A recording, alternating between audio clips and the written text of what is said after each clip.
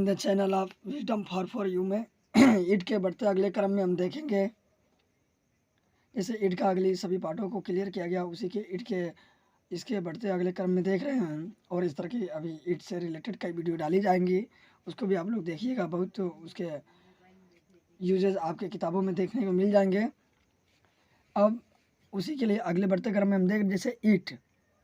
आप देखिए, हमने पिछले वीडियो में जैसे बताया था, पिछले लेक्चर में, कि अगर हैं हूँ में है तो इज, और था थी में है तो वाज का प्रयोग करेंगे। उसके बाद टाइम है तो टाइम, और उसके बाद तुरंत क्या आएगा, फार आएगा। अब हम स्ट्रक्चर देखते हैं सिंपल के लिए। इट अगर हैं हूँ में है तो इज लिखेंगे, या अगर था थी में है तो वाज लिखेंगे। उसके बाद टाइम लिखेंगे, उसके बाद फार लिखेंगे। और देखिए, जो ये हमने लिख रखे हैं, इन्हीं के बीच में जैसे मेरे लिए तो मी, उसके लिए तो हिम, उसके अगर लड़की के लिए हर हो तो हर, और हमारे लिए तो अस, तुम्हारे लिए तो यू, उनके लिए तो दे, किसी का नाम आ जाए तो नेम लिख देंगे। उसके बाद टू लगाएंगे, वर्ब की फर्स्ट फॉर्म, उसके बाद ऑब्जेक्ट लिख देंगे। जैसे एग्जाम्पल के माध्यम से बेहतर हम समझेंगे। एग्जाम्पल को हम देखते हैं। लिखा है कि यह आपके लिए अंग्रेजी सीखने का समय है। तो देखिए, यह की मीनिंग वही इट से रिलेटेड हो जाती है, ठीक है ना। तो आपको इसमें देखिए, पहले आपको क्या करना है, आपको पहले इसमें अगर नॉर्मल नहीं आता तो आपको देख रहे होंगे कि इसमें वर्ब क्या है। तो वर्ब क्या इसमें सीखना है, वर्ब क्या इसमें सीखना। और वो अगर वर्ब है तो जाहिर सी बात है ऑब्जेक्ट भी हो सकती है। तो क्या सीखने की बात की जा रही है, तो अंग्रेजी, ठीक है। तो आपको पहले क्या लिखना होगा, इट लिखना होगा। तो इट आपने लिख रखा है। और है हूँ में है वाक्य, तो क्या लिखेंगे, इज, तो इज भी आपने लिख रखा है। उसके बाद टाइम, तो टाइम, फार, फार हो जाएंगे। अब यहाँ पे किसके लिए समय है, आपके लिए है तो यू, मेरे लिए तो मी, उसके लिए तो ही, यानी जिसका भी हो उसके लिए यहाँ लिख देंगे हम। उसके बाद ये भी मेरे यहाँ तक क्लियर हो गए। उसके बाद हमें क्या लिखना है, टू, तो टू वर्ब लिखना। वर्ब इसमें क्या था, आप लोगों ने देखा, सीखना है। तो सीखना की मीनिंग लर्न होता है। तो लर्न, अब क्या सीखना है, इंग्लिश, तो इंग्लिश। इस तरह के ये सेंटेंसेज क्लियर हो जाएंगे। अब जैसे अगर आपने देखना हो था में है, तो हमने बना रखा है कि यह उसके लिए साबित करने का समय था। तो क्या हो जाएगा, इट था है तो वाज, फिर ये वाज हो गया। उसके बाद टाइम, तो टाइम हमने लिख रखा। उसके बाद फार है तो फार। उसके बाद इनमें से कोई एक है तो उनमें से हमने एक रख दिया उसके लिए। टू, तो टू वर्ब की फर्स्ट फॉर्म, तो प्रूव। यहाँ तक ये भी मेरे क्या हो गए, क्लियर। आगे देखते हैं।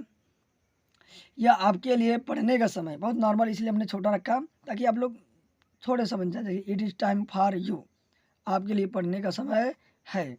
अब देखेंगे निगेटिव, इसका स्ट्रक्चर देखेंगे। निगेटिव स्ट्रक्चर देखेंगे कि पहले इट या वाज, इतना तो बात क्लियर हो गई है आप लोगों को। उसके बाद नाट, अगर नहीं आता है उसमें तो नाट लगाएंगे। उसके बाद टाइम, सेम वही स्ट्रक्चर है। उसके बाद बस यहाँ पे क्या हो जाएगा, नॉट बढ़ जाएगा। उसमें ज़्यादा मेहनत करने की आवश्यकता नहीं है। यह आपके लिए घूमने का समय नहीं है, तो इट इज, इसके बाद हमने क्या लगाया, नॉट लगा दिया। नहीं था तो वाज नॉट हो जाता, है तो इज नॉट है। उसके बाद टाइम फॉर यू, और फिर अब किसके लिए, तुम्हारे लिए क्या करने की साहब, क्या करने का समय है, तो टू विजिट, घूमने का, यानी कि तुम्हें घूमने, या आपके लिए घूमने का समय नहीं है। अब यहाँ तक आप लोग अपने मन से चाहे तो सेंटेंसेस को सोच के अपने में से घर बैठ के ही सेंटेंस को सोच के बनाएं, उसको ट्रांसलेट करें। कम से कम ज़्यादा से ज़्यादा सेंटेंस ट्रांसलेट करेंगे, तभी जाके ये पूरी आपको क्लियर हो पाएगा। खुद से मेहनत से करिए। अब इंटरोगेटिव देखते हैं इसका। अगर क्या शब्द आए तो हमें बार बार वही बताने की आवश्यकता नहीं। क्या शब्द के लिए अंग्रेजी नहीं लिखते हैं, बल्कि हेल्पिंग वर्ब प्रारंभ से लिखते हैं, ठीक है। तो देखिए, अगर क्या है तो है में है तो इज लिखेंगे। अगर था में है यहाँ पे तो वाज यहाँ पे लिखेंगे। तो है में है तो हमने इज लिख रखा है। उसके बाद ईट है तो ईट, नाट है इसमें तो लिखेंगे, नहीं है तो नहीं लिखेंगे। उसके बाद टाइम, तो टाइम, फार, फार। ऑब्जेक्टिव केस, मेरे लिए है। देखिए यहाँ पे हमने एक सेंटेंस बना रखा है, मेरे लिए तो फॉर मी, तुम्हारे लिए तो फॉर यू, उसके लिए तो फॉर हिम, उनके लिए तो फॉर देम, ये होगा। अब देखिए, मेरे लिए क्या है, सिखाने का समय है, सिखाने का समय है। तो मैंने टीच लिखा। अब सिखाना किसके चाहता हूँ, आप लोगों को। तो आप लोगों की मैंने यहाँ पे मीनिंग लिख रखी है। ये मेरे हमारे ये भी हमारे क्या हो जाएंगे। तो आप लोग ऐसे ज़्यादा से ज़्यादा सेंटेंस सोचें और खुद से बनाएं। अब एक बचा है इसका WH फैमिली वाला, उसको भी हम देख लेते हैं।